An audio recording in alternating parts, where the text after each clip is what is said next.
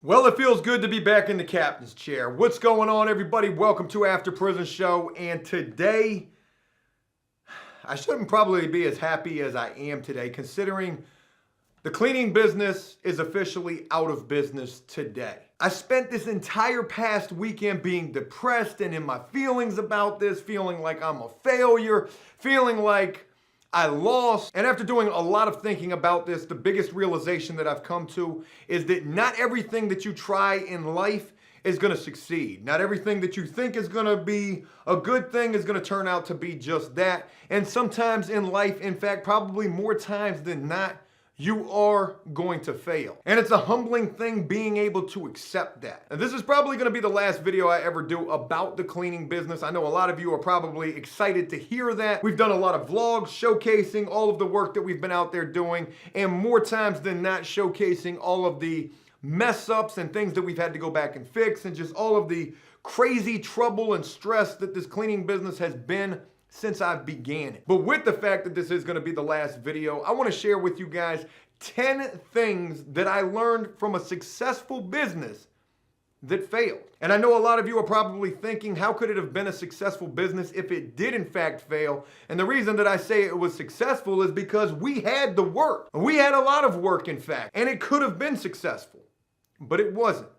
And in turn, it ended up failing. But with all of that, the reason that I want to do this video is for anybody out there who's thinking about starting a business, especially a cleaning business, but this could pertain to any type of business. You know, when you're locked up, one big thing that guys will think about when they come home is starting their own business. So this is especially for anybody that rocks with After Prison Show who might find themselves in this position, wanting to start a business. But you don't have to have been to prison for this video to be something that you probably are going to find insightful. And what I truly hope by me sharing all of these things with you, these 10 things that I learned from a successful business that failed, is I hope that what I share with you in this video is something that you can take heed to, so that if you do start your own business, you won't fail.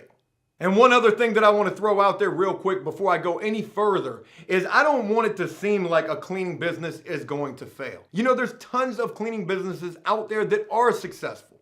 So don't think that this isn't something that you could succeed at. However, it's a good idea to keep these 10 things in mind that I'm getting ready to share with you, so that if you do decide to start a cleaning business or any other type of business, you'll stand a better chance of succeeding instead of failing. So it's with all of that that I mentioned that what do you say we get back to doing something I love to do. We haven't done so often. We've only started to just barely get back to doing it here.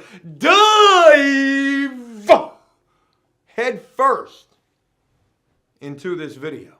Where do I even begin? I've got a list of 10, if not more things. I probably could have made this video 50 things that I learned from this business. But I'm gonna stick with the 10 things that I've written down. 10 things that I think are highly important, very important, and 10 things that you absolutely have to pay mind to so that you won't end up failing. And also, if you're wondering how the successful After Prison Show cleaning business failed, it was because I personally didn't take heed to all of or most of these 10 things that I'm getting ready to share with. Starting with this very first thing, your people are everything. The people that you employ are the backbone of your business.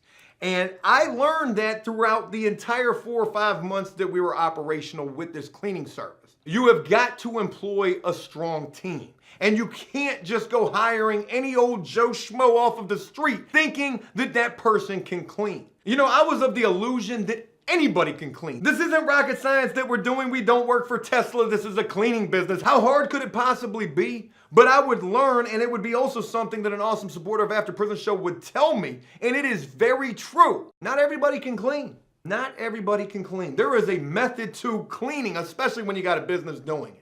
And you can't just hire any old person thinking that they're going to be able to get the job done, trusting them to be able to get the job done, especially if they don't have any prior experience doing it. So with that, your best bet is to try to employ people who have cleaning experience, who have their own supplies, who have their own transportation, so they can go wherever you have work at. And I'm going to be completely honest with you. With the fact that there are so many cleaning businesses out there, so many cleaning companies, finding good, reliable, experienced cleaners isn't always going to be the easiest thing to do. In the 4 or 5 months that we were operational, we probably ran through 30 or 40 people. And most of the reason for that was because they had no experience cleaning, or they didn't show up, or they only worked for part of the day. I learned that if you pay somebody before the job gets done, they don't care. They're just going to leave. I literally had a cleaner threaten to kill another employee of the cleaning company. Finding good, solid people to employ is absolutely critical. The second lesson that I learned from all of this is be a boss. You have got to be the boss. If you run a company, if you start a company, you're the boss. And you have to be that. You've got to be firm with people, but not too firm. And one thing that I tried to pride myself on was being absolutely above and beyond fair with the people that I employed. But that's not always the best strategy. At least I don't personally think that it is. Because if you're too fair and too giving, sometimes the people that you employ, especially if you've got all the wrong people working for you in the first place, they're going to walk all over you and take advantage of that. And you're not going to be able to pay them enough to ensure that they get the work done. Be firm in your position that you are the boss and they are employed by you to do and complete and do right a specific job. The third valuable lesson that I learned from all of this, and this is going to sound silly, and this is a big part of where I went wrong, but you have got to check the work that the people who are working for you are doing. You've got to inspect it. You got to make sure that it's done correctly. And if it's not done correctly, you need to have those people go back and correct those wrongs without paying them anything extra. In my particular business, I wasn't doing a whole lot of inspecting. I personally didn't have the time to, but that's no excuse. The work has to be inspected, because if you're not inspecting what your employees are doing, they're going to begin to cut corners. They're going to walk into cleans that look like they could be easy cleans, and they're going to just try to breeze through that thing as quickly as they possibly can so that they can get on to the next one and get as much money from you as they possibly can. And with the cleaning business, it is all in terms of how you pay folks. And it's really a double-edged sword. You know, you either pay them by the job that they do, or you pay them by the hour. And I chose to pay my employees by the jobs that they were doing. I felt that strategically that was the best way to go about it. I tried to give them the most that I possibly could in terms of that pay as well. Because if you pay cleaners by the hour, they're gonna take all day to get one clean done.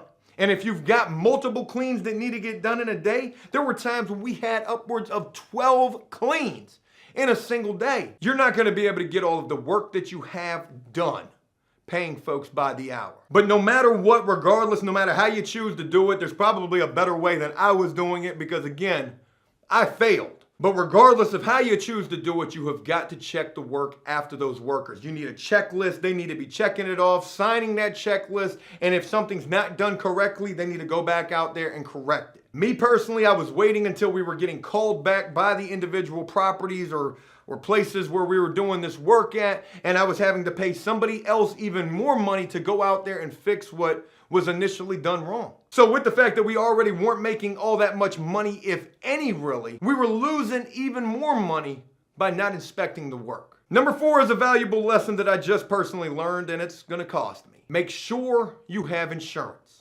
The funny damn thing about it is I had insurance on the company. I got $1 million liability insurance on a cleaning company. Thinking to myself while getting this insurance that I was only paying $35 a month for, what could possibly go wrong with a cleaning business? I mean, I guess there are things that could go wrong, and I would most certainly learn that a person getting injured on the job wasn't what I was going to be on the hook for. In fact, what it would be would come in the form of damages. Using bleach to clean a door that would end up getting all over brand new carpet, and right now, I've got people out there looking at how much this is going to cost for me to fix this. I had insurance, but the damnedest thing about it was we were moving so fast and having so much to do on a daily basis that of the 6 properties we were doing work at, I had 4 of them covered under the insurance, and there were 2 I just never had the time to get around to. And I'll be damned if it wouldn't be one of those 2 that I didn't have insurance on that would end up getting these damages. Insurance is absolutely critical to any type of a business. And again, like I said, I got $1 million liability insurance for $35 a month. Get the insurance. Number 5 is just as important to anything else that I've mentioned already or will mention in this video, and also something that you really need to hear, and that is you're gonna need some money to start you a cleaning business. You might not think that you will. All you need is a vacuum cleaner, some rags, some cleaning supplies. I mean, what kind of overhead really goes into a cleaning business? But I can tell you the biggest expense that you will have is going to be in payroll. Making sure that you have money to be able to pay your employees while you're waiting on checks. Because if you go work for big corporate places or buildings or offices or wherever you go, you know these places have anywhere between 30 and 90 days to pay you. And that's a long time to be waiting to get paid. There were so many times where I came out of my own pocket to make sure that the payroll was covered. I know for a fact I haven't seen any profit in the 4 or 5 months that I was running the business. And in terms of how much money you probably need to start a cleaning business, this is just my personal opinion. I know there's going to be people who disagree with this, but you probably need anywhere between $2,000 to $10,000 until you're able to get on your feet and start seeing those checks rolling in on a regular basis. You know, it's funny because we were just getting to the point where we had the checks rolling in on a regular basis. And it's crazy to think that this thing still failed, but it did. If you don't have that type of money to start a business, then what you absolutely have to do is you have to do cash jobs. You have to do jobs where you're getting paid at the end of that job. Job's complete, I need that pay. Because there's no other way that you're going to be able to operate, not only being able to take some money for yourself, which you'll be lucky if you're able to do that at all, but more importantly, to pay your employees. Who's going to work for free? Who's going to work knowing that they got to wait 30 to 90 days before they can get paid? I'm quite sure your workers will go elsewhere. Number 6 was a hard lesson for me to learn, but one that I learned nonetheless, and this is super important. It's gonna sound absolutely crazy. It sounded crazy to me when people were telling me, Joe, you don't need to do that. You better be careful of that right there. I'm trying to tell you, don't take on more work than you can handle. When you start a business, the most exciting thing in the world is landing new work.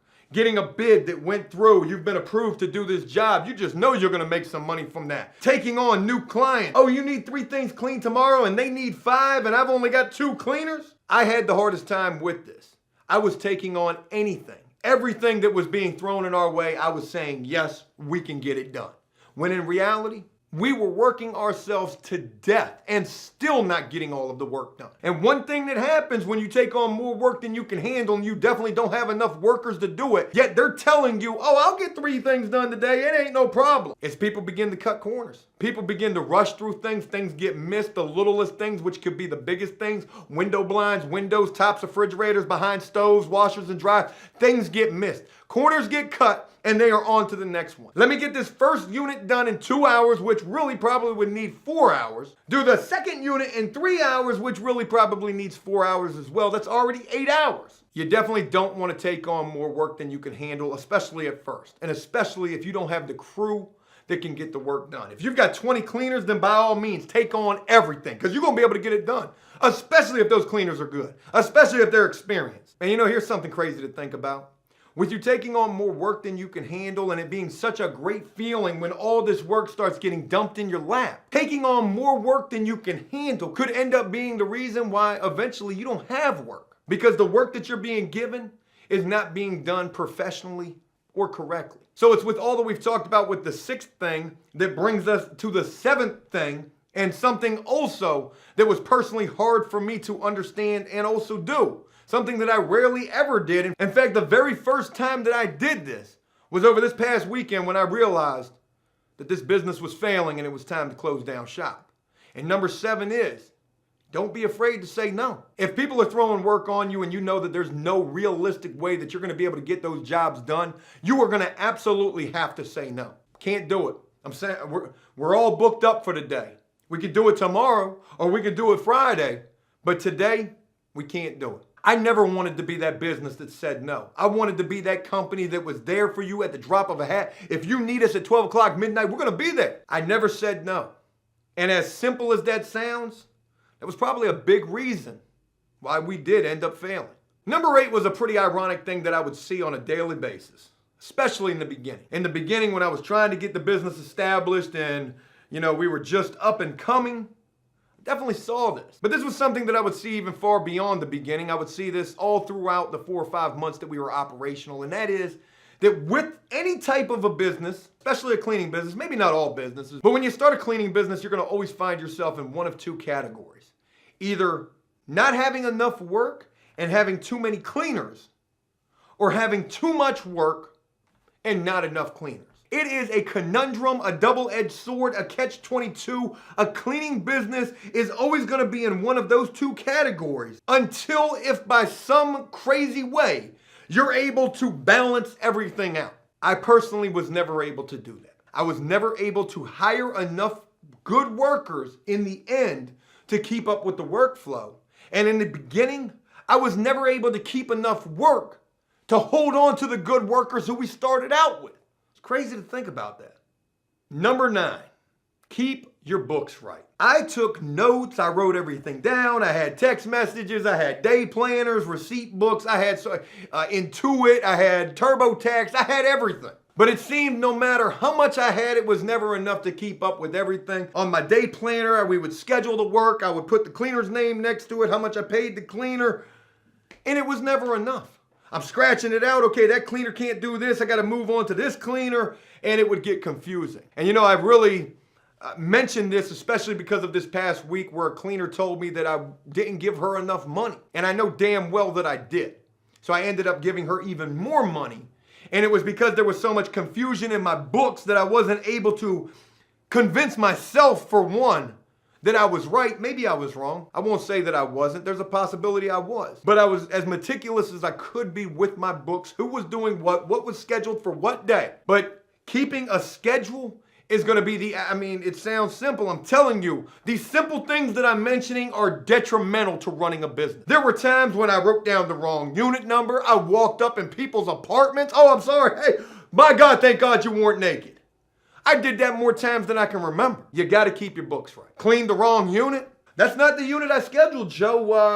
Oh, wow. Boy, I'm dyslexic. Keep track of the work that you have on what day. Make sure you write it down correctly. If you scratch out somebody's name and replace it with somebody else's, make sure that you absolutely do that. Write how much you're paying them for that work. You will never succeed if you're not able to keep up with the paperwork. The final thing to make this list, and coming in at number 10, is keep this in mind always. A cleaning business is just like a landscape company. There are a million of them out there. And any one of these companies will take whatever work that you have without even giving you a second thought. It is a dog-eat-dog world in both of those two companies, and probably quite a few others as well. And not only will the competition take your work and not even give you a second thought, they're gonna underbid you to the absolute max. So really keep that in mind, especially if you're thinking about starting your own business. Can you honestly, feasibly, realistically afford to get the job done when Joe Schmo over here is willing to do the clean for $30? You can't. And some jobs you are absolutely going to have to walk away from. It's going to be great to get that work. It's going to be great to know that people want to give you an opportunity to prove yourself. But some jobs, just like some people, aren't going to be right for your company. You're going to also find at times that you're going to deal with certain owners and managers or people who employ you who try to run you absolutely ragged, trying to get you to say how high anytime that they say jump. And again, just like certain people who aren't going to be right for your company, there's going to be certain work that's not right for your company, and there's going to be certain managers or owners or people who are giving you that work who just ain't worth the time nor hassle to have to continue to work for. Some people you're not going to be able to please at all. This ain't going to be everybody. I'm not trying to scare you telling you guys this. Again, these are just things that I learned from all of this. But do the very best that you can. And if you do decide to continue doing that work for them because maybe that's all the work that you have, or maybe because you really don't mind, then go up and beyond any time that you can. Sometimes you might even bring gifts to places that you're either trying to get work at or doing work for. Here's a Starbucks gift card, $25, coffee's on me today. Thank you for your business, or thank you for your time for at least hearing my pitch, coming in here trying to sell you on my cleaning company doing this work for you. Keep tabs on the people who employ you as well, and I'm not saying stalk these people. That's not what I mean at all. But check up on them. Hey, we haven't heard from you for a week. We didn't have no work with you last week. Why is Molly Maid out here? When you start a business, they don't have to fire you. They can. Believe me, they can and they will. But they're too nice for that. They're too professional. So what they'll do is they just won't schedule you. So keep tabs. Check in on them. Don't be belligerent. If you realize that there's somebody else out there who's doing the work and potentially you've lost that work and they're not going to give you any more work, take it on the chin. Move on to the next thing. You need a strong team for any business that you start. You need to make sure that you don't bite off more than you can chew. You need to be patient, say no when you have to, and cut your losses when you have to as well. And if it's this type of business that you want to start, whether we're talking landscape cleaning, these two things sound really similar right now. Understand that you can't just start that business and automatically go to boss status. that is very rarely ever gonna work. Somebody commented on a recent vlog that we did, a recent cleaning vlog that we did, and they said, you know, as a business owner, you've gotta be willing and able to do like 80% of the work. And in the beginning, that is absolutely true. There ain't no such thing as the boss in the beginning, the guy who just sits back. You're gonna have to get in there and get your hands dirty as well. Because you're not gonna be able to afford to pay all sorts of people and think that you're gonna take a salary for yourself. It just ain't gonna happen. Like I said at the beginning of this, or at least I hope I said this, I don't tell you all of this to scare you and make you not wanna start a business, especially a cleaning business. And I definitely don't want you to take away from this that a cleaning business is a guaranteed failure just waiting to happen. That isn't the case at all. I truly, strongly believe that you can be successful with a cleaning business. We were this close to being successful. But all it takes is this much to fail. Having the wrong people and also not understanding what it entails to have that responsibility yourself as the owner, manager, and supervisor of that sort of work. I take all of the responsibility for why this thing failed. Doesn't matter the mistakes that were made along the way, ultimately, it is my fault. And I'm not saddened by this, even though this past weekend I was a little depressed about it. It sucks to fail at things in life, but I take it on the chin. Now I do. And I'm humbled knowing that I can accept it. And hopefully whatever I decide to dive into next, maybe I'll do a little better, because I most certainly learned some lessons from this venture. I hope that you guys found this video insightful, informative, and useful. And I hope that you enjoyed it. If so, please leave a like and a comment letting me know what you thought about it. And as always, until next time, enjoy life, the free world. Never take a moment for granted, and make the most of every day. Peace!